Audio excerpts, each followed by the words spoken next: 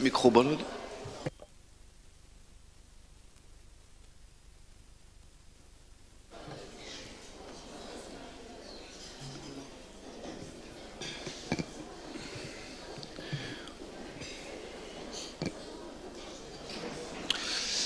Bonjour. Bonjour, bonjour, bonjour. Vous vous sentez d'attaque? C'est bon? Petit déjeuner.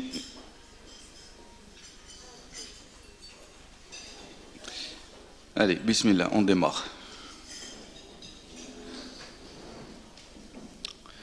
Alors, Monsieur le Président du Conseil national de l'Ordre des notaires du Maroc, Mesdames, Messieurs les membres du Conseil régional des notaires de Rabat, mes chers consoeurs, mes chers confrères, bonjour. Alors, aujourd'hui, on va démarrer une formation d'un nouveau genre, un nouveau modèle, un nouveau style.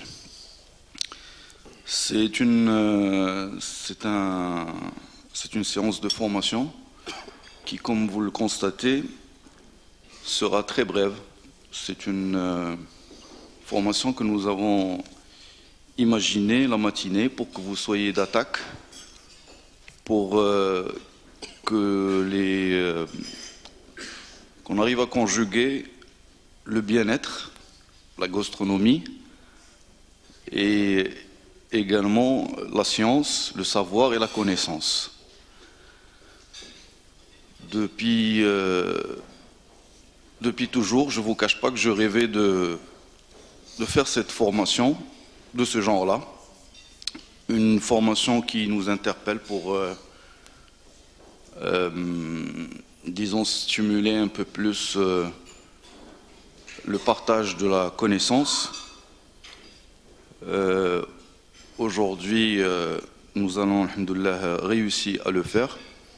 Quand j'ai proposé à l'Oustad Azouzi, qui est le président du département de formation, il n'a pas hésité à me suivre dans cette idée. Et je ne vous cache pas que je suis très très heureux et ravi de vous voir nombreux ce matin assister à cette formation. Vous êtes vraiment très nombreux et je sais qu'il est très difficile de ramener des hommes et des femmes qui s'activent dans le domaine de la profession libérale le matin très tôt. Et donc, il est 9h30, oui. Alors, je sais que nous avons un timing à respecter parce que notre invité qui est à ma droite, Oustad Younes Anibar, a des contraintes. Il a un vol à prendre cet après-midi et donc nous allons devoir nous arrêter à 11h. Je voudrais juste vous remercier d'avoir accepté d'être venu si tôt, comme j'ai dit. Je voudrais remercier tous les hommes et toutes les femmes qui sont là. Je sais que vous avez beaucoup de responsabilités, vous avez beaucoup de préoccupations, mais vous êtes venus quand même très nombreux et il y a un engouement pour ce genre de formation que nous allons démarrer. Je voudrais remercier spécialement toutes les femmes qui sont là et leur dire combien je suis heureux et leur souhaiter une bonne fête de la femme.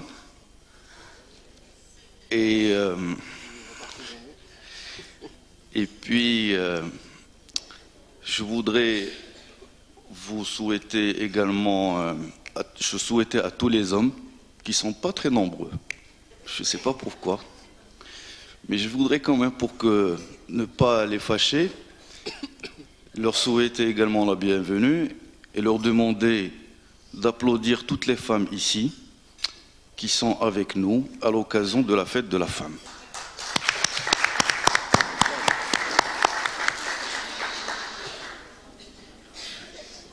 Alors, donc, sans plus tarder, je vais juste vous dire que nous sommes très heureux, nous, aujourd'hui, les notaires, de recevoir M. Younes Annibar, Maître Younes Annibar, que vous connaissez certainement bien, parce que vous avez certainement entendu sa voix très douce et tendre sur les ondes de la radio. Et je vous assure que je suis parmi les admirateurs de M. Younes Annibar, parce que c'est une personne qui a un style de communication attrayant. Et en sus de cela, il a une parfaite maîtrise du domaine dans lequel aujourd'hui il excelle, à savoir le domaine que nous partageons tous, le domaine juridique, le domaine de l'immobilier. Et je suis vraiment heureux de pouvoir l'accueillir aujourd'hui. Je vous demande de l'applaudir. Voilà. Avec cette brève introduction, je donnerai la parole à l'Oustad Azzouzi qui va vous expliquer comment ça va se dérouler pendant cette 1h30, notre séance de formation. Et je vous souhaite une bonne matinée. Merci, Monsieur le Président. أنا نقولها بالطريقة ديالي عواش مبروكة العيالات ديال المغرب. الله يبارك فيك. Alors, Monsieur le Président du Conseil national, Monsieur le Président du Conseil régional de Rabat, Monsieur le Président du Conseil régional de Kinitra qui vient de nous rejoindre, Mesdames et Messieurs les membres du Conseil régional du notaire de Rabat et de Kinitra, mes chers consoeurs et confrères.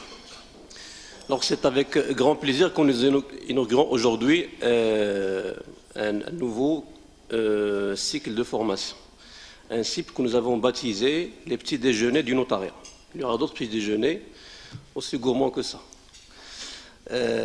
Donc le concept, ce n'est pas mon idée, c'est l'idée de Monsieur le Président, qui a eu le brevet d'invention de nous proposer le concept, qui est des formations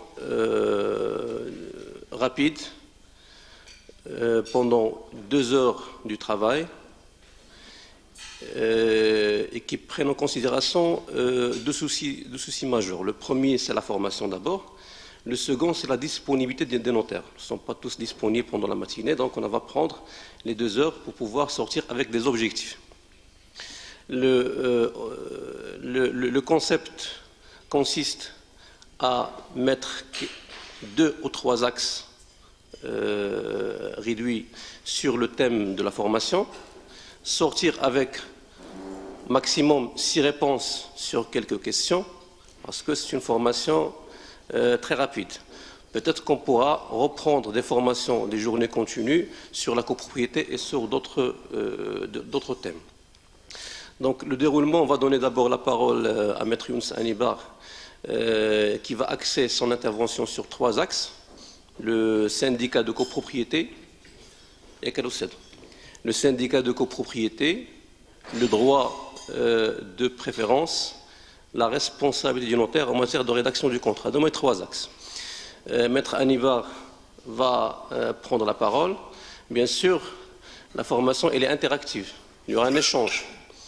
Au même moment que l'intervenant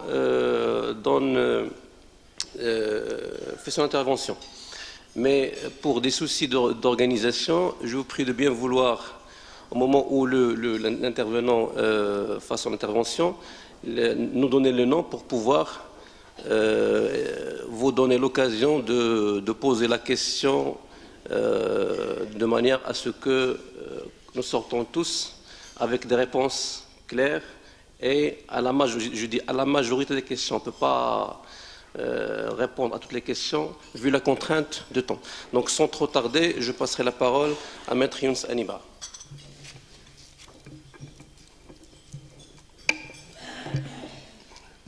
Merci, Monsieur le Président. Monsieur le Président du Conseil national, Monsieur le Président du Conseil régional, Mesdames, Messieurs, bonjour.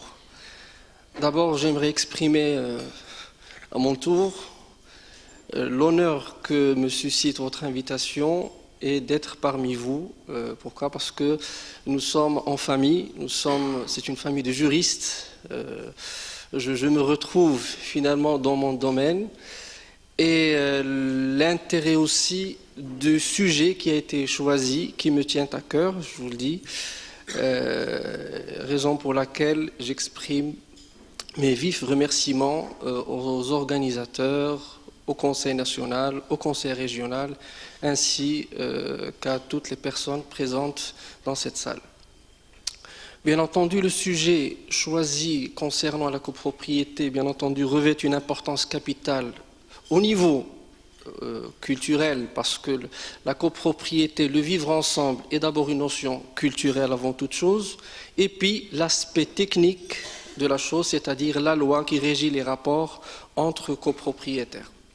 Bien entendu, comme l'a si bien dit Maître Azouzi, l'intervention sera axée sur le volet purement juridique de la chose et surtout le notaire qui est un acteur incontournable dans cette sphère et dans ce domaine particulièrement. Pourquoi? Parce qu'il y a le risque que la responsabilité puisse être engagée au cas où il y aurait un oubli, une omission, une quelconque infraction dans le domaine.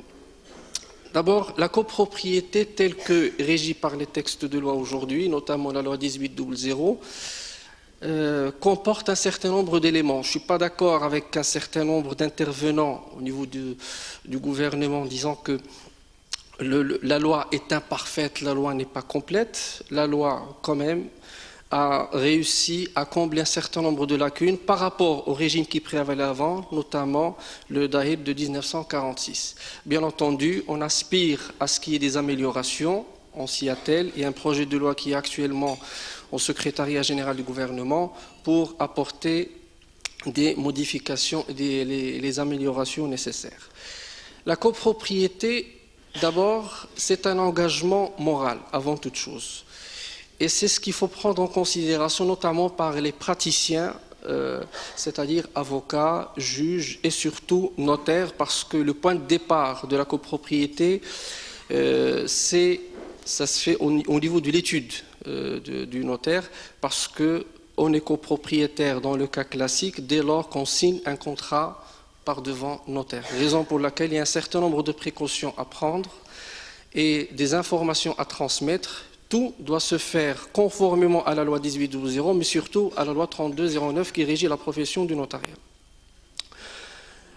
Les questions qui sont très souvent soulevées concernent d'abord le syndicat des copropriétaires, la manière de constituer un syndic, l'engagement pris par le notaire dans un certain nombre lors de sa mission, c'est-à-dire est-ce qu'il remplit les conditions requises par la loi 3209, notamment en ce qui concerne le conseil, donc ce devoir de conseil et d'information, où se limite le conseil, où s'arrête le conseil, où s'arrête l'information, à quel niveau pourrait-on engager la responsabilité du notaire, tant de questions que je tenterai d'aborder aujourd'hui et de répondre à vos interrogations en cas de besoin.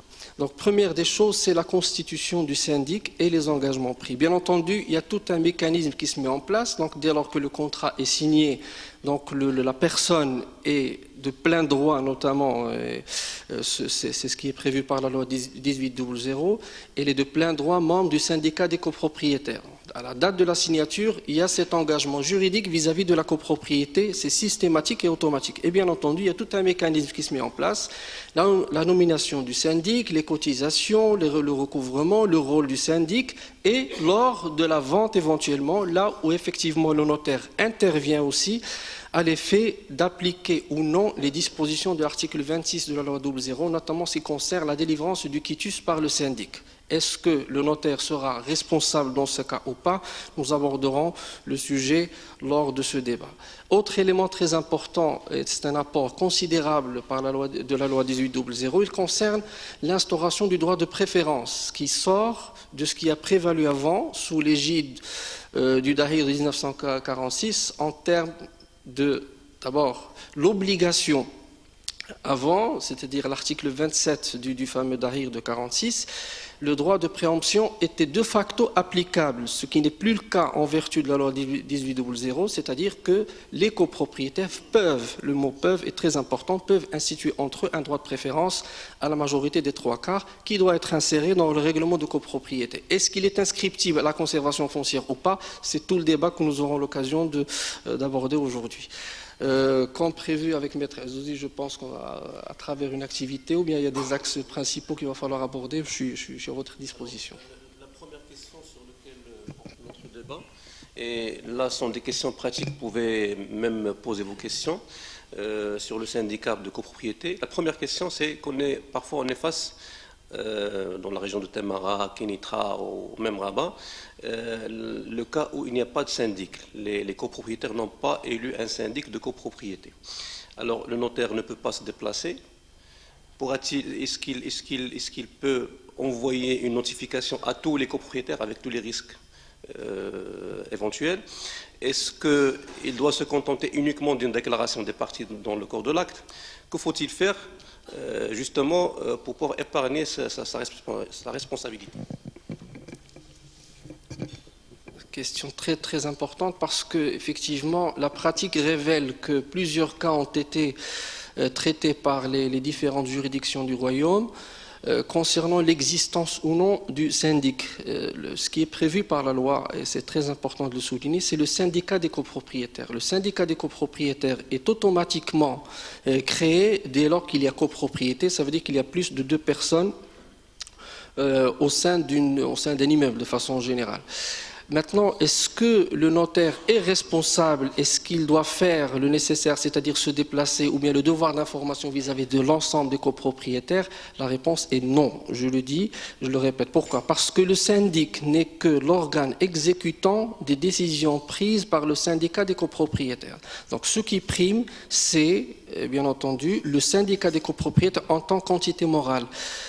Si le dit syndicat des copropriétaires réussit à prouver, à justifier sa qualité d'agir, et c'est ça, on est dans le domaine juridique, le notaire est un rédacteur de contrats de façon générale où l'écrit est requis dans la majeure partie des étapes que doit observer le notaire. D'abord, il y a un problème de qualité et très souvent, les juridictions se sont montrées, je dirais, très pointilleuses en ce qui concerne la justification de l'existence du syndicat des copropriétaires. Oui, en vertu des dispositions de la loi, il existe, je dirais, la personnalité morale, le syndicat des copropriétaires, mais le syndic habilité à les représenter auprès des juridictions, auprès des administrations, voire même auprès des notaires, requiert la nécessité de présenter un certain nombre de documents. Je vous donne un exemple simple. La loi 1800 a institué une procédure accélérée à l'effet de recouvrer les créances et les cotisations de façon générale. En dépit, je dirais, de la fiabilité et de l'efficacité de cette procédure, elle demeure tributaire d'un élément très important, c'est-à-dire le juge vous accorde le bénéfice de cette procédure, mais à condition de justifier, de prouver et d'étayer les arguments par le PV d'assemblée qui est une nécessité, le PV qui doit contenir le mandat accordé au syndic afin d'ester en justice, donc pour représenter la copropriété, et troisièmement le vote du budget. Donc c'est vous dire un peu comment que les juges traitent, comment que les juges assimilent les dispositions de la loi. Quand bien même le syndicat des copropriétaires existerait, il est nécessaire de justifier, de prouver par des écrits, par le PV d'assemblée, l'existence juridique afin de pouvoir entamer des formalités d'une quelconque nature. Vous avez une question sur le... Parce que là, on est en train d'approfondir un peu sur ce point, ce premier point. Et nous avons eu un débat avec Monsieur le Président. Le notaire, est-ce qu'il va rester les mains croisées? Est-ce qu'il va se contenter uniquement de la déclaration au corps de l'acte oui, bien sûr. Donc, quelle est l'attitude du notaire avant de vous donner la parole, peut-être une question. Très bien. Bonjour, c'est Maître Lafia de Rabat. C'est un plaisir de vous recevoir, Maître Hannibal. En fait, de mettre un visage sur une voix. Donc, ça fait toujours du bien. Alors, ma question, vous avez parlé du PV de l'Assemblée, en fait, du syndic. Dans le cas où ce PV n'existe pas, c'est-à-dire il y a un syndic de fait, et on reçoit un coup de téléphone, comment devront-on réagir? C'est-à-dire, le syndic vous appelle, que vous dites telle personne est redevable de telle somme, sans qu'il y ait de PV, sans qu'il y ait de syndicat qui est constitué. D'accord. Alors justement, le syndic, d'abord déjà le coup de fil n'est pas un moyen de communication, donc il faut qu'il y ait des écrits. Qui dit que c'est bel et bien le syndic qui a pris l'initiative de vous appeler. Donc première chose, c'est il faut exiger qu'il y ait des écrits. Une personne qui se considère syndic ou bien une personne qui prétend être le syndic d'une copropriété, ben, si c'est le cas, il n'y a pas de problème. Au moins qu'elle ait le courage, passez-moi l'expression, de justifier sa qualité. Le faire par téléphone, déjà, la relation est biaisée dès le départ. Donc il faut prouver la chose d'un point de vue par écrit. Première étape. Deuxièmement, il faut vérifier la teneur de cet écrit, effectivement. Si oui, c'est le syndic, parce qu'il se peut que ce soit des syndics bénévoles, des syndics de fait. Il y a un certain nombre de copropriétés où il n'y a pas de PV d'assemblée. On choisit X personnes à l'effet de gérer la copropriété. Et là, ça pose problème. Donc, pour le notaire, tant qu'il n'y a pas d'écrit, tant qu'il n'y a pas de PV d'assemblée, il faut s'en tenir aux déclarations des parties. Pourquoi? Parce que l'esprit du législateur, dans un certain nombre de dispositions, pas uniquement la loi 18/00, la copropriété, l'esprit ou bien l'intérêt du législateur, c'est de fluidifier les opérations et non pas instaurer une complexité de formalités. Si le syndic prétend être syndic, il faut le justifier par un PV d'assemblée. S'il n'y a pas de PV d'assemblée, il n'y a rien du tout. Non seulement ça, mais la loi 75/00 impose la nécessité d'aller inscrire et enregistrer le PV d'assemblée auprès des autorités administratives pour qu'on sache qui est l'interlocuteur en face. En l'absence d'un tel document, il y a un problème de forme avant que ce soit un problème de fond, c'est-à-dire la personne est dans l'incapacité de prouver sa qualité d'agir. 1. 2. Le PV permet de voir si bel et bien c'est syndic et surtout s'il est toujours en mandat. Et très souvent, on nomme un syndic pour une période indéterminée, sans qu'il y ait d'assemblée entre-temps. Il se peut que l'assemblée se tienne, mais celle qui suit ne se fait qu'après 4 ans. Donc automatiquement, ça va à l'encontre de ce que prévoit la loi, c'est-à-dire un mandat de 2 ans.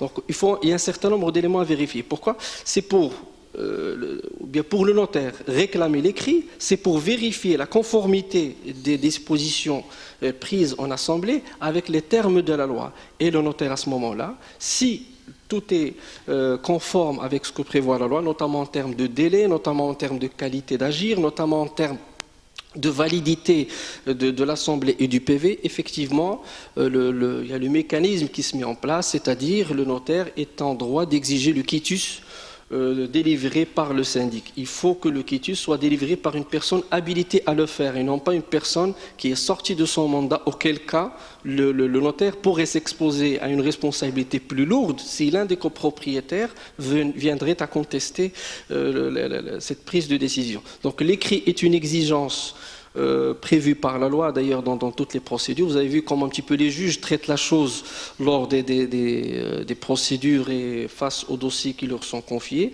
La forme d'abord et puis le fond ensuite. Voilà.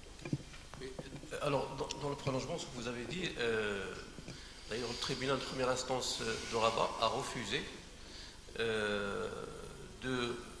d'accepter l'hypothèque forcée au profit d'un syndic qui n'a pas fait les formalités requises auprès des autorités locales. Oui.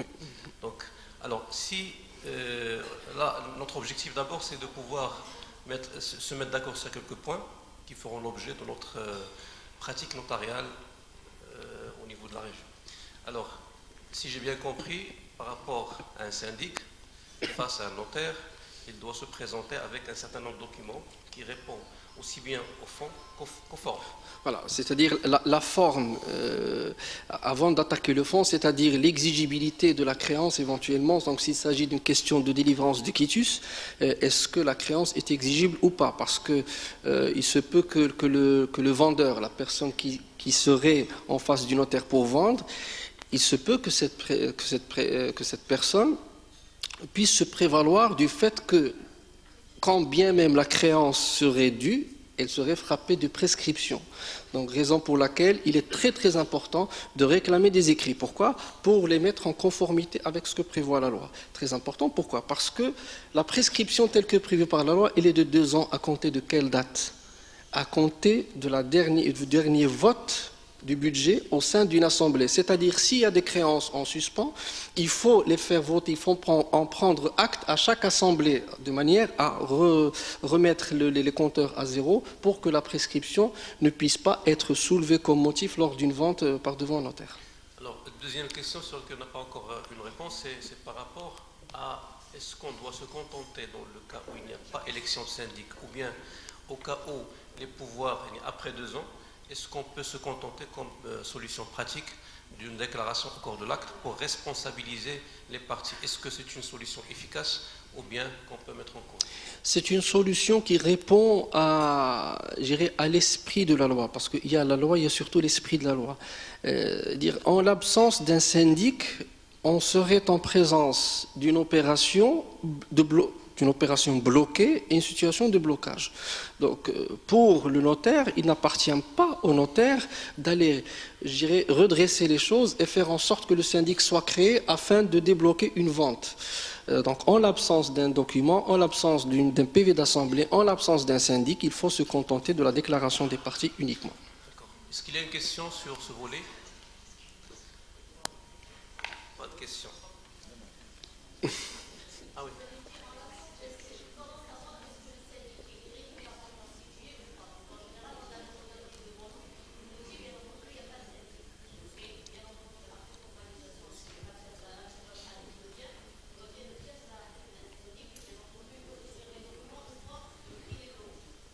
Avec la déclaration dans le contrat, bien entendu, que la personne assume sous sa responsabilité qu'il n'y a pas de syndic régulièrement constitué.